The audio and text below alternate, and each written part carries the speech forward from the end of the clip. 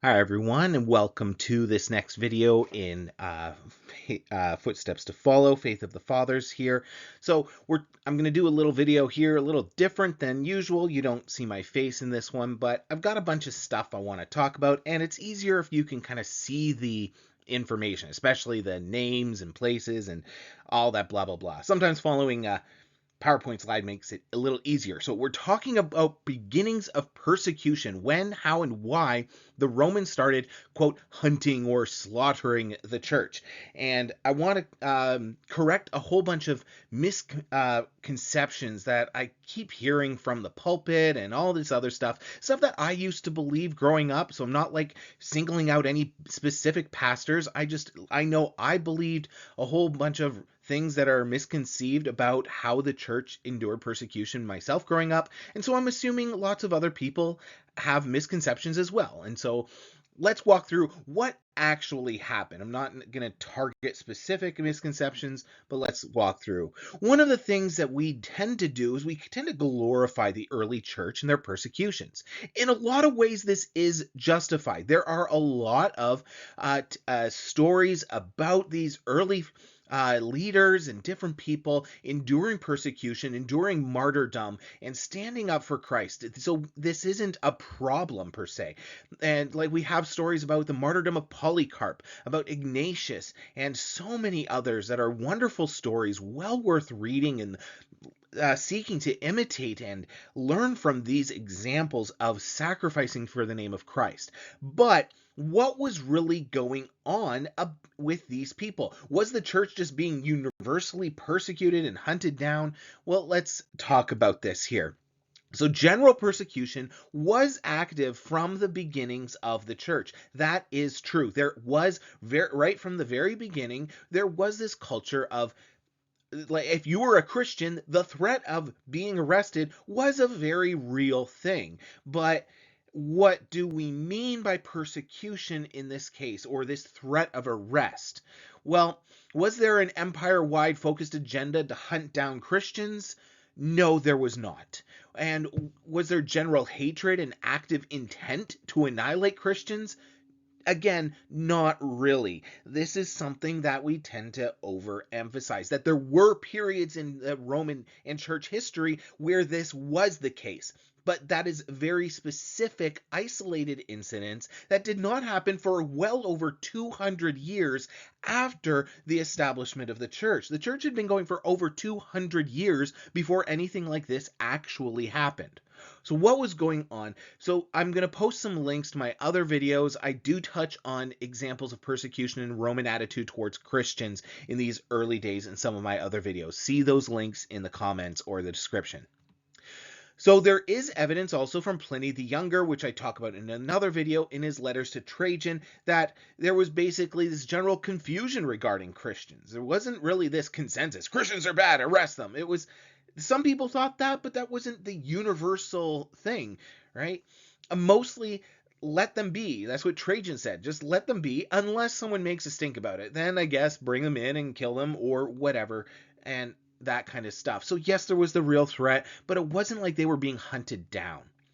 And the first ever empire-wide agenda against Christians was not until June of 250, which was by the edict written or published in June of 250 by Emperor Decius. So note here, the church had been established and working and set in place for well over 200 years before there was ever this empire-wide agenda against the Christians. And the first ever empire-wide active hunt against the Christians, which is even something different, was not until 254 or 256, depending on your sources there, by the Emperor Valerian. So, what caused Decius? So, this is where the first empire-wide anti-Christian persecution starts. What caused Decius to attack the church? Well, first, he was not actually attacking the church. That's a very important clarification. He wasn't really attacking the church. He was really just trying to fix the empire. Decius was simply trying to restore order and peace to the empire, and it just so happened that the church ended up being an unintentional or accidental part of the groups that were in danger or trouble kind of like that ended up being targeted by this. So there would have been other groups, specifically Jews, that would fall under the aim of this attack from Decius. He's not saying kill the Christians. He's saying we need to deal with the people that are causing the gods to be angry. We're going to talk more about that in a bit. To understand these issues, we have to go back to the reign of Marcus Aurelius. So why was Decius actually doing this? What led him, or what caused him to even think that this was a good idea? We need to go back 70 years to the year 180 and the end of the reign of Marcus Aurelius. So, looking at from peace and prosperity to persecution, we're going to cover 70 years of crazy conflict and try to do it in about 5 minutes here. So this will be a bit of a whirlwind. So Marcus Aurelius, the last of the 5 good emperors, or the Antonine dynasty, dies in the year 180, and he had appointed his son Commodus to reign after him. Now, Commodus was messed up. It is seriously a fun deep dive if you want to go into what kind of emperor Commodus was. His own Praetorian Guard killed him in 192, and yes, that is the same emperor in the movie The Gladiator, and of course Russell Crowe kills him at the end, which is not really accurate to what happened. And the movie The Gladiator actually waters down and kind of tames down Commodus. Like, he was even way worse than the movie makes him look.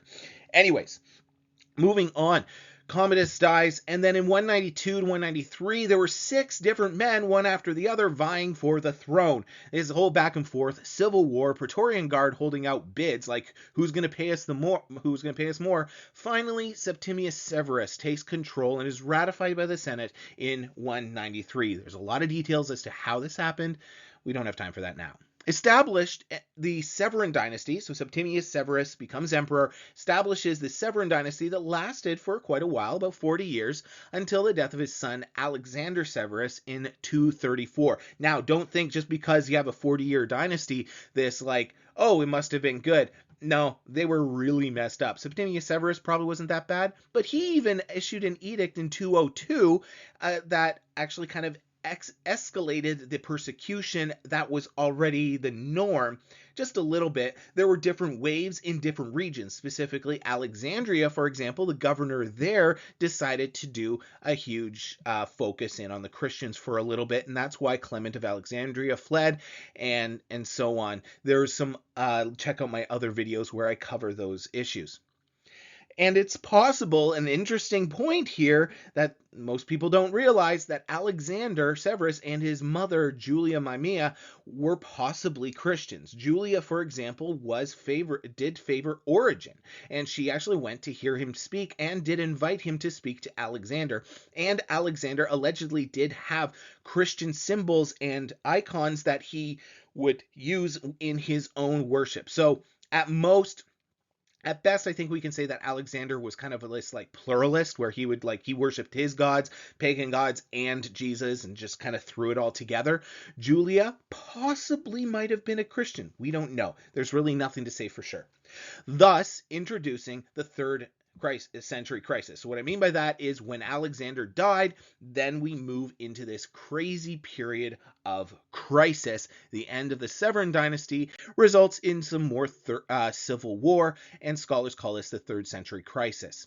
And so there's a brutal, fierce northern general, Maximinus.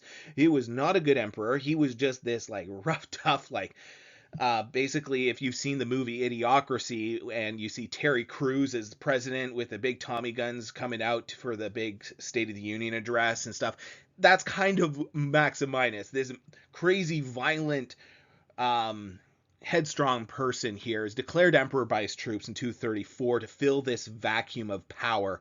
And because he was so ruthless and messed up, he was killed by his own men, the same men who made him emperor just 4 years later. Now come in the 3 Gordians and more civil war, with even more people mixed in there in power, until 243, when Philip the Arabian comes into power. And so just show there's not this consistency of like Italian leaders. The empire is becoming scattered and all over the place. I'm not saying it's bad that an Arabian was leading the empire. I'm just saying there's this evidence of things going crazy all over the place. And even Philip himself was then killed in battle against Decius which was civil war still continuing in the year 250. Some scholars say 249.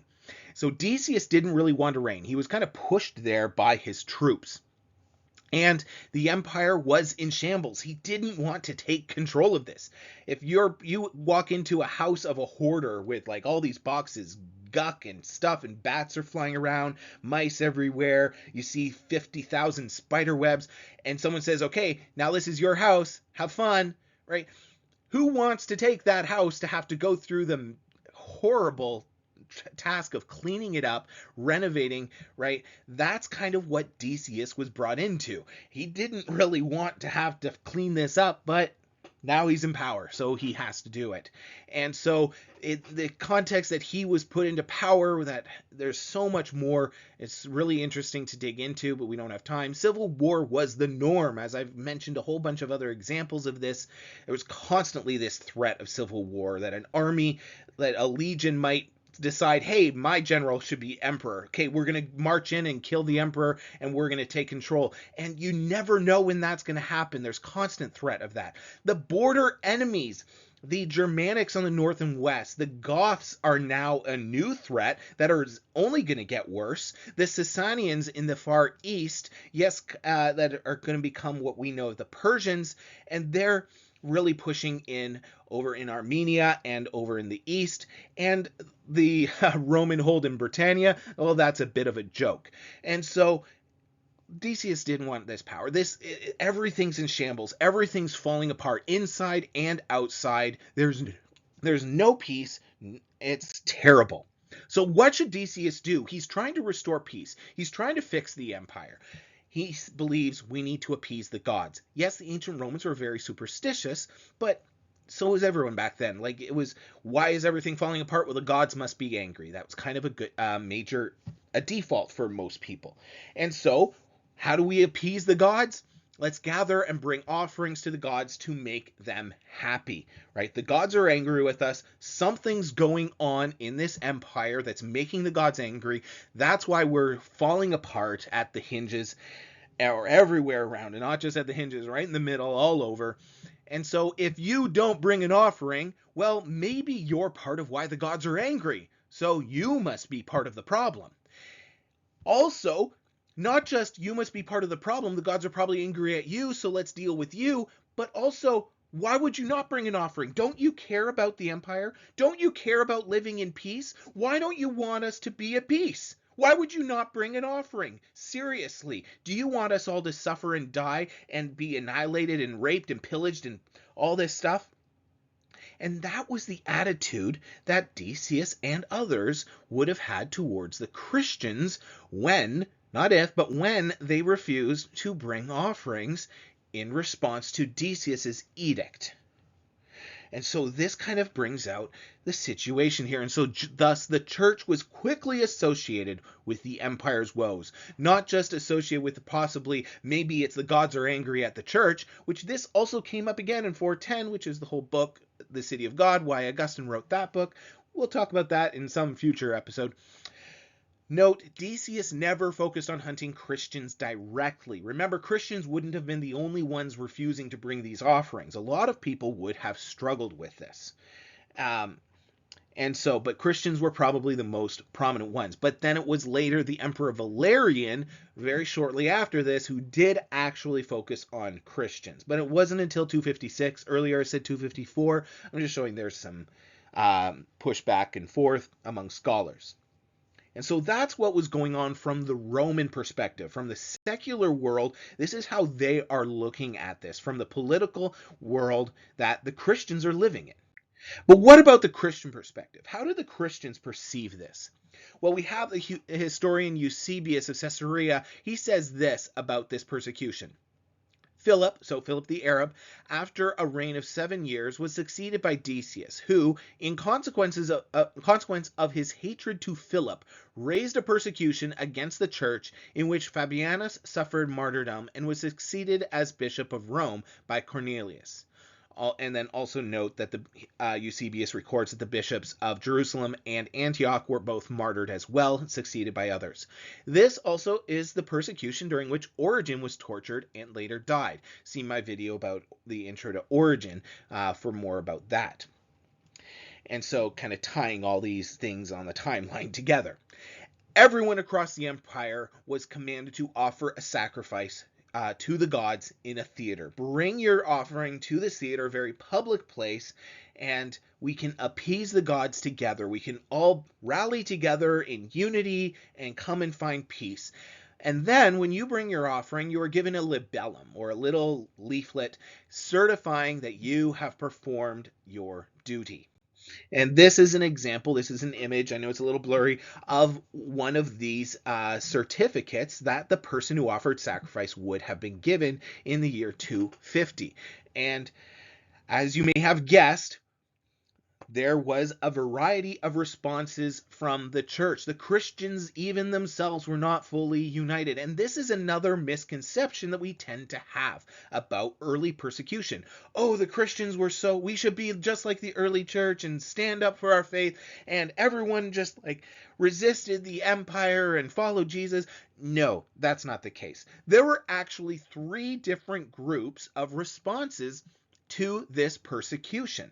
The church was not united, and believe it or not, in the next few videos, I'm going to be talking about something called the Novatian controversy, which is one of the early major controversies that divided the church, and it was started as a result of this very persecution, which is why I'm talking about this persecution now. So the first group were the apostates. These were the people who either actually sacrificed, gave in, saying, I gotta just go and make a sacrifice, and maybe they turned away from their faith, or maybe they offered a sacrifice and then came back to the church and said, I'm sorry, can you forgive me?